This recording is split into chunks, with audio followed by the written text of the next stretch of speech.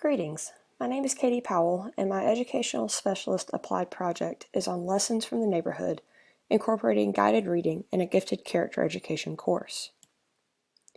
For the background and rationale behind this project, as I thought through the past few semesters in educational psychology with the emphasis in gifted and creative education, the primary theme I've taken away from this program is how there is so much more to a gifted student than academic success.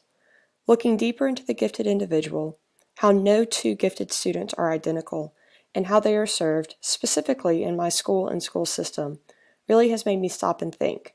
We're serving them, but it is truly only in an academic context. Why? To provide a little insight into my school system, Lumpkin County Schools is a charter system that focuses on soft skills. Each school is responsible for formulating a plan to support the charter. At my school, Lumpkin County Middle School, we do so through a character education course. This course takes place daily in one of 7 50-minute classes, where 25 minutes of the class is for lunch and the remaining 25 minutes is for character education. The lessons for character education are provided by our counseling department and cover a wide variety of topics ranging from bullying and bus safety to the history behind Veterans Day and what it means to live a life of service. Students rotate between their 4 academics, one for each 9 weeks, for character education, meaning that our gifted students are together for character education in this non-academic setting. The more I thought about it, what a perfect opportunity this course is to serve our gifted students in a non-academic environment.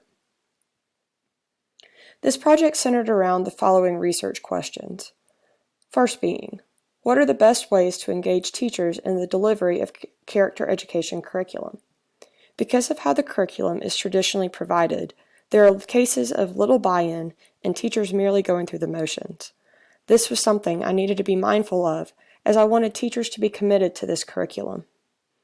2. How do I, as an EDS candidate, educate others on the importance of social and emotional needs of gifted learners? All of our 8th grade faculty have already completed their gifted certification. While social and emotional needs are covered in the certification process that we provide, it is a small portion of that process and that many teachers more than likely no longer remember. 3. What is the best method to cover necessary material to prepare teachers for unit implementation?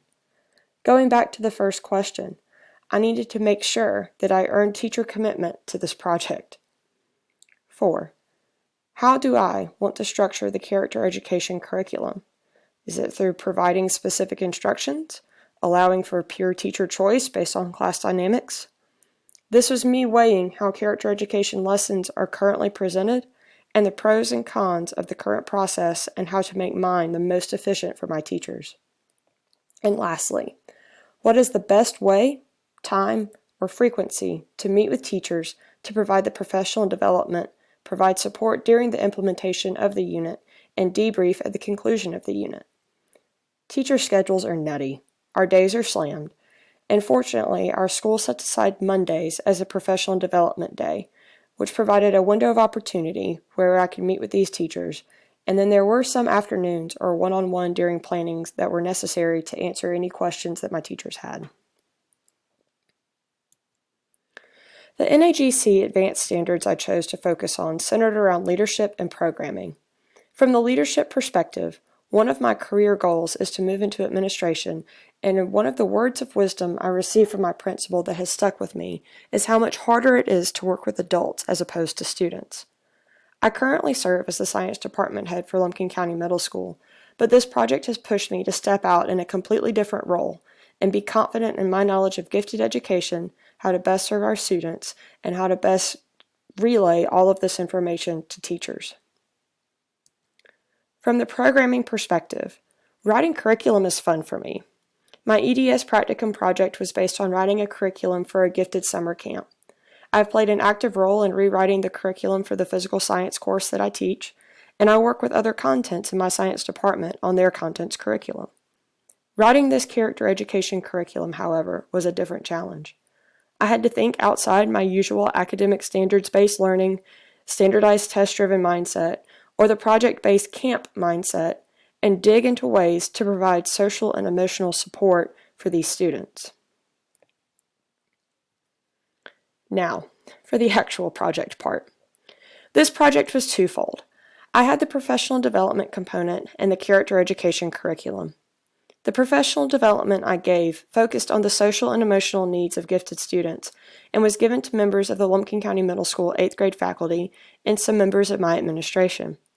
The character education curriculum I wrote came from one of the strategies I learned about in our social and emotional needs of gifted students course, bibliotherapy and guided reading. One of my colleagues over the summer was telling me about a coffee table book she found and how she wanted to read through it with her students as time permitted this year. That book was The World According to Mr. Rogers, Important Things to Remember by Fred Rogers. The more we talked about the book, the more ideas we both had on how it could be used as the starting platform for this curriculum, and she was gracious enough to allow me to use it as the basis for this curriculum. As I built the professional development, I chose to focus on 3 things. 1. What is a gifted learner? This was me providing a quick recap of characteristics of gifted students to our already certified gifted teachers. 2. What is special about the social and emotional aspect of gifted learners? Again, this is an area that is covered, but is not covered very heavily in the gifted certification process, and so this was my opportunity to go into more detail on these characteristics and the spectrum that the gifted students fall on and how wide that spectrum is. And 3, what was the purpose behind this unit? This was my opportunity to explain the why, my hope for how this curriculum can serve our gifted students in just a little different way, and the importance for this curriculum to take place in the non-academic setting that is character education.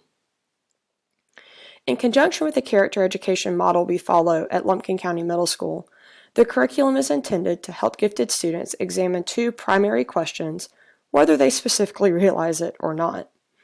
That first question is, who are we as individuals? What is it that makes us special? What is it that makes us unique? And how can we be confident in that? And 2, what contributions can we make to our school and our community? Gifted students have so much potential to be the leaders within the school. This curriculum is intended to give them the confidence to do such by having a firm understanding of who they are and the influence they can have on others. 2 groups participated in this project, the 8th grade teachers and the 8th grade gifted students. Initially, I was only presenting this to 3 teachers that would be implementing the curriculum, but by the time it was all said and done, all members of the 8th grade faculty and some members of my administration participated in the professional development at various points throughout the semester. The 8th grade gifted students stayed fairly consistent in the project. We did rotate academics at one point, and there were a few students who were served in math and English language arts or vice versa, but all students identified as gifted participated in at least 2 of the 4 lessons. For the professional development, teachers attended a training session before curriculum implementation.